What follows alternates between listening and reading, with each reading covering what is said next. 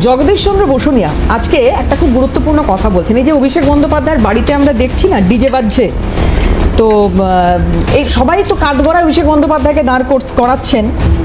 গতকাল কল্যাণ বন্দ্যোপাধ্যায়ের বিস্ফোরক কিছু মন্তব্য শুনেছি, লাইফ থ্রেটনিং নাকি অভিষেক বন্দ্যোপাধ্যায় হয়ে যাচ্ছেন তাদের জন্য, সে কথা বলেছেন। কারণ আমরা দেখেছি কল্যাণ বন্দ্যোপাধ্যায় তাকে হেনস্থার মধ্যে পড়তে হয়েছিল। যাই হোক, আজকে জগদীশ চন্দ্র বসুনিয়া বলছেন যে মমতা বন্দ্যোপাধ্যায় ভুল করেছেন, তার এই ভরসা, তার এই বিশ্বাস অভিষেক বন্দ্যোপাধ্যায়ের প্রতি আজকে দলটাকে ডুবিয়ে দিয়েছে। যে কথা সৌরভদা বলছেন, যে কথা জগদীশ চন্দ্র বসুনিয়া বলছেন, আমার বক্তব্য একটাই সৌরভদা, যে এতদিন এরা বলেননি কেন বা আপনারা বলেননি কেন?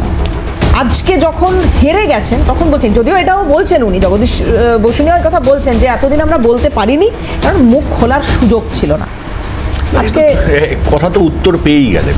এটা তো সত্যি কথা যে দলে সেই পরিবেশ ছিল না। আজকে ধরো জগদীশচন্দ্র বসুনিয়ার ক্ষেত্রে বা ধরো সুখেন্দু শেখর রায়ের ক্ষেত্রে আমরা এটা দেখেছি, যখন উনি আরজি করের ক্ষেত্রে কিছু কথাবার্তা বলেছিলেন তখন ওনার বিরুদ্ধে পুলিশে কমপ্লেন হয়েছিল, ওনাকেও কিন্তু লালবাজারে যেতে হয়েছিল, লালবাজারে সমন পড়েছিল ওনার।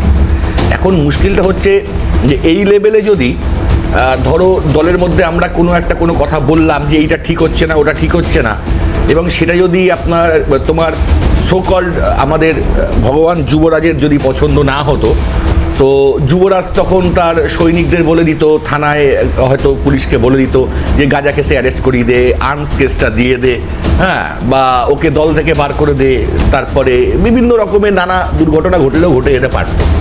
তো সুতরাং প্রথমত বলার জায়গা ছিল না, দ্বিতীয়ত এই ভয়গুলো ছিল যেগুলো ক্যামা স্ট্রিটের যুবরাজ সোকল্ড শুনেছি এগুলো করতো। তো আমরাও তখন ভাবলাম যে কি দরকার আছে দলের মধ্যে থেকে নিজেদের মান সম্মান নষ্ট করে